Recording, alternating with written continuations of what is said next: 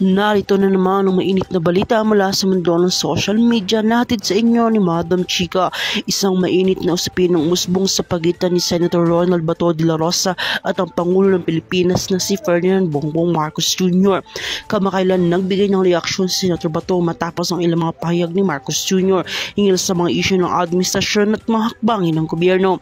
Ang isyu ito ay nagbigay ng pansin sa publiko at naging paksa ng mga diskusyon sa mga social media platforms. Sa isang press conference, sinabi ni Senator Bato na may mga ilang mga pahayag si Marcos Jr. na tila nangangailangan ng paglilinaw.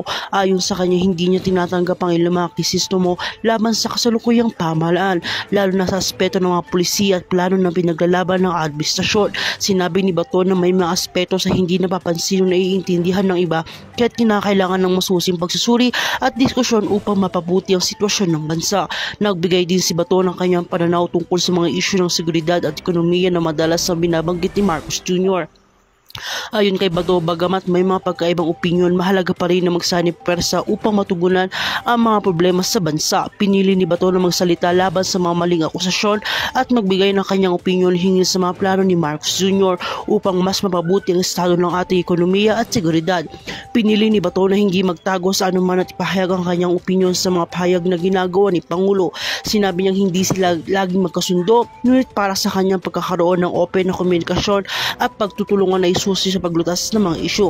Binanggit pa ni Bato na walang personal na isyu sa pagitan nila ni Marcos, pagkus ang layunin nila ay paglingkuran ng bayan at tiyakin na magandang kinabukasan ng mga Pilipino.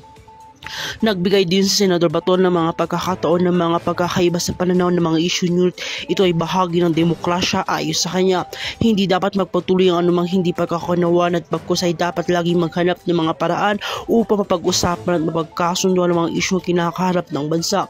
Naniniwala naman ng mga ito na sa pagkakayos nito ay may isyu na sa pagkakayos nito ay mapag-uusapan natin makakabuti para naman sa ating bansa. Sa ngayon ay inaasahan na magpapatuloy ang mga pahayag at reaksyon ng mga kasapi ng administrasyon, ngunit sinisigurado ng Senator Bato na wala ang kanilang away sa pagitan nila ni Marcos Jr. Bagamat may mga hindi lang sila pagkakasunduan, mahalaga pa rin ang kanilang kooperasyon para sa kapakanan ng bansa. Sa huli, layunin ni Bato at ng gobyerno at iba pang mga miyembro ng gobyerno na magtulungan upang makamit ang isang maunlad at matatag na bansa. At kung ikaw ay bago pa lamang sa aking channel, ay huwag kalimutan na mag-like, share, and subscribe para update ka sa mga panibagong balita.